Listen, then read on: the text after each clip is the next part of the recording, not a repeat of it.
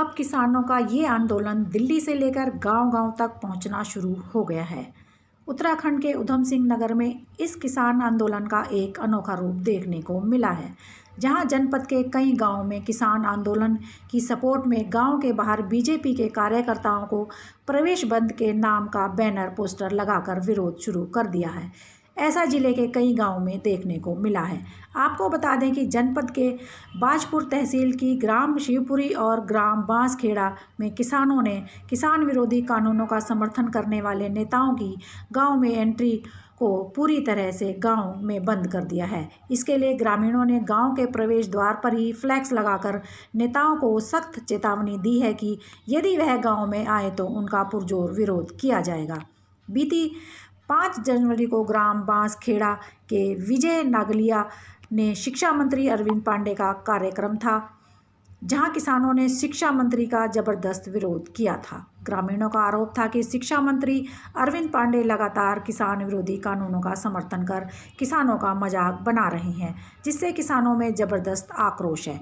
वहीं किसानों द्वारा विरोध के बाद ग्राम शिवपुरी व बांसखेड़ा के मुख्य द्वार पर ग्रामीणों ने फ्लैक्स लगाकर किसान विरोधी नेताओं के गांव में प्रवेश पर बैन लगा दिया है। मामला काशीपुर के विधानसभा क्षेत्र के बघेला गांव का है, जहां पर किसान विरोधी भाजपा कार्यकर्ताओं और नेताओं को चेतावनी देते हुए पोस्टर, बैनर और होर्डिंग ग्रामीणों ने लगा दिए हैं। ग्रामीणों का साफ तौर पर कहना है, अगर किसान विरोधी भाजपा सरकार है तो भाजपा सरकार विरोधी किसान है। ग्रामीणों ने साफ तौर पर कह दिया है, हमारे बघेला गाँव में भाजपा से किसी भी को भी हमारे गांव में घुसने नहीं दिया जाएगा। अगर पार्टी का कोई भी नुमाइंदा गांव में प्रवेश करता है तो उसकी जिम्मेदारी स्वयं की होगी। उन्होंने कहा कि कृषि कानून को सरकार ख़त्म नहीं करती है, आने वाले 2022 के चुनाव में उसका खमियाजा भाजपा सरकार को भुगतना पड़ेगा। चाहेंगे कि बघेला वाले गांव में जो बैनर लगे हैं बीजेपी कार्यकर्ता या जनप्रतिनिधि आने के लिए रोक लगा दी गई, क्या मामला पूरा? देखिए जी, गांव का विकास ही नहीं हो पा रहा है हमारे का, और पिछले 20 साल से विधायक हैं हमारे बीजेपी के यहाँ पे। तो जब वो कभी आते नहीं, विकास के नाम पे जीरो हैं, तो फिर क्या करना बीजेपी वालों को बुला के? और विकास होगा तभी तो बुलाया जाता है किसी को, और अब विकास ही नहीं हो रहा है। और अब देख लीजिए, अभी किसान आंदोलन भी चल रहा है, वहाँ पे भी बीजेपी किसानों के विरोधी है। तो हम लोग तो सब किसान हैं, गाँव के लोग हैं, हम तो किसान हैं भैया, मिट्टी से जुड़े हुए लोग हैं। अगर हमारे विरोध में बीजेपी आएगी तो बीजेपी का विरोध तो 100% होगा ही।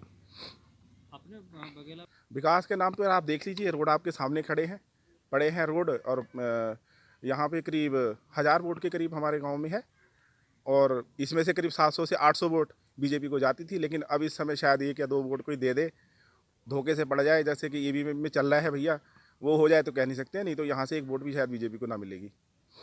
देखिए, हमने तो सीधा वोट लगा रखा है, वो उनके स्वागत के लिए वोट लगा हुआ है। जब वो अंदर आएंगे फिर उनको पता चल जाएगा कि गाँव क्या तरीके से उनका स्वागत करता है, बाहर क्या वोट लगा हुआ है किसानों का।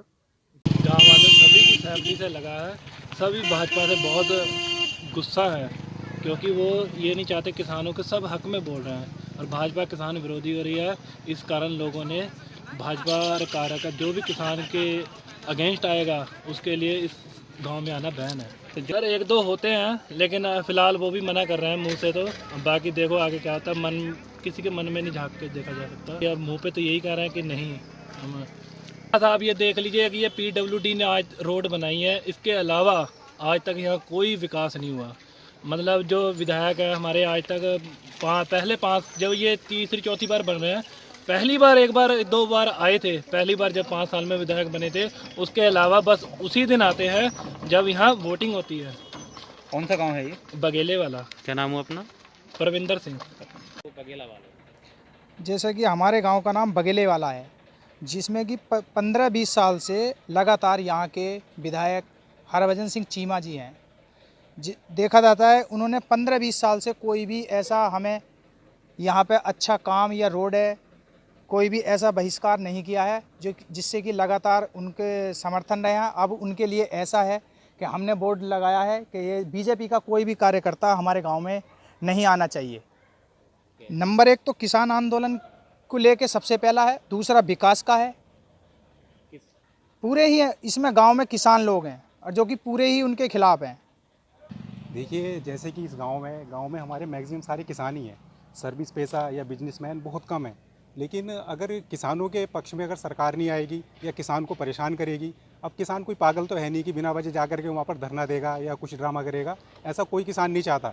लेकिन जब किसान के ऊपर जोर आएगा या उसको परेशान किया जाएगा तो फिर ऐसा होगा, इसीलिए ये सब प्रदर्शन किया जा रहा है। किस तरीके ये प्रदर्शन जैसे कि सरकार जो उसके बिल हैं उनको जो है वापस लिया जाए, और दूसरा किसानों को ना, दूसरी हमने पोस्टर लगाया है कि किसान जो है ये किसानों का समर्थन करने वाला गांव है, और जो अगर कोई विरोध करेगा तो वो गांव के अंदर नहीं आए। देखिए, ये किसान आंदोलन दिल्ली में आज 70 दिनों से ज़्यादा समय से चल रहा है और किसानों में एक भ्रम की स्थिति बनी हुई है, जिसे हमारे माननीय प्रधानमंत्री जी ने भी अपने वक्तव्य में बहुत कुछ स्पष्ट किया है, और जो उनकी मांगें हैं, जो जेन्युइन मांगें हैं, उन पे उन्हें हामी भी करी है।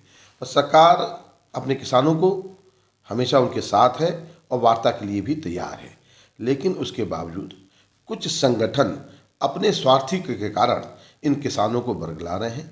उसी के तहत मैं लगता हूं कि कुछ शरारतीपूर्ण लोगों ने इस तरह के बैनर लगाए हैं। भारतीय जनता पार्टी हमेशा किसानों के साथ है, थी और रहेगी।